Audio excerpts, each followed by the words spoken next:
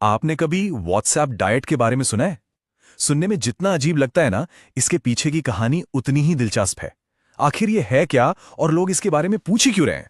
चलिए आज इसी की तह तक चलते हैं।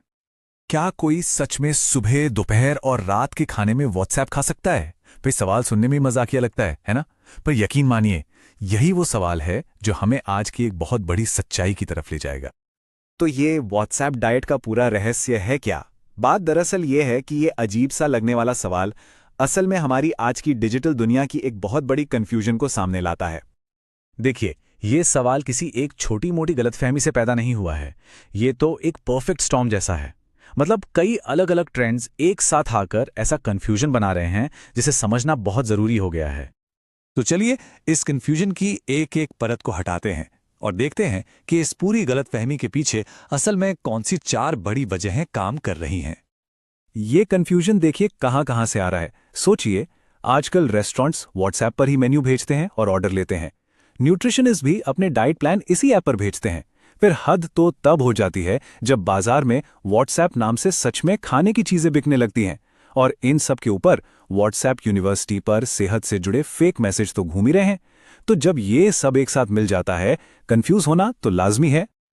और ये रहा सबसे बड़ा सबूत, भारत में वाकई व्हाट्सएप ब्रांड का आटा बिक रहा है। जी हां, ये कोई मजाक नहीं है। ये ब्रांड के नाम का खुला गलत इस्तेमाल है और शायद यही कंफ्यूजन की सबसे बड़ी जड़ है। तो इस अजीब से सवाल ने हमें एक ज्यादा जरूरी मुद्दे तक पहुंचा दिया है। अगर व्हाट्सएप डाइट कुछ नहीं होता, तो फिर एक असली, सेहतमंद और कंप्लीट डाइट आखिर होती क्या है?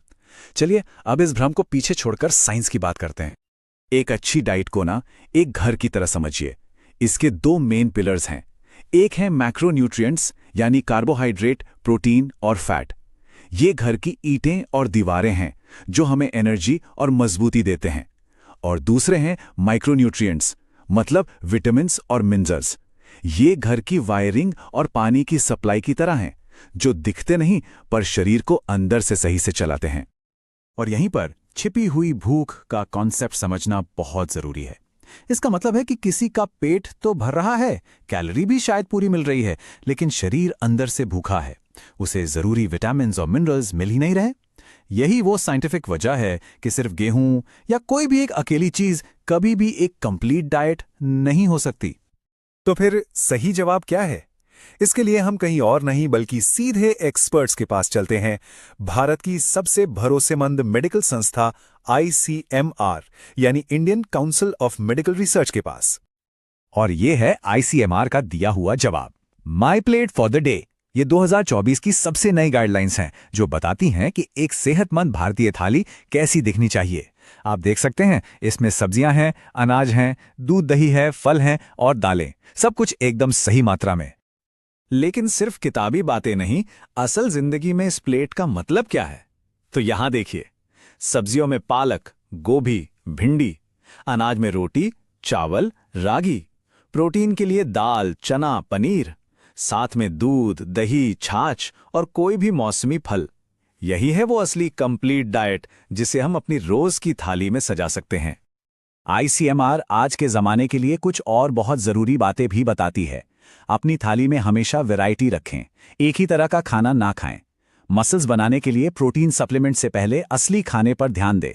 पैकेट वाले अल्ट्रा प्रोसेस्ड फूड को कम से कम खाएं और सबसे जरूरी, कुछ भी खरीदने से पहले उसका लेबल पढ़ने की आदत डालें। तो अब सबसे बड़े सवाल पर आते हैं, इस व्हाट्सएप यूनिवर्सिटी की गलत जानकारी से खुद को कैसे बचाया जाए। इसके लिए एक बहुत आसान सा टूलकिट है जो हम सबको अपने पास रखना चाहिए। अगली बार कोई भी हेल्थ टिप आपके सामने आए तो बस खुद से ये 5 सवाल पूछिए। पहला, ये जानकारी दे कौन रहा है? कोई सरकारी संस्था या बस एक अनजान मैसेज? दूसरा, क्या इसमें किसी चमत्कार का वादा किया जा रहा है? तीसरा, क्या ये किसी एक चीज को सुपरफूड और दूसरी को जहर बता रहा है? चौथा, क्या इस सलाह के पीछे कुछ बेचने की कोशिश हो रही है? और आखिर में, क्या ये बात ICMR की प्लेट जैसी साइंटिफिक सलाह से मेल खाती भी है? और आखिर में, इस पूरे विश्लेषण का सबसे बड़ा सबक, एक अच्छी और पूरी डाइट कोई बाजार से खरीदने वाला प्रोडक्ट नहीं है। ये वो थाली है जिसे हमें रोज मेहनत से और समझदारी से बनाना पड़ता है। सेहत किसी फॉरवर्डेड मैसेज में नहीं बल्कि हमारी अपनी थाली में ही छिपी है।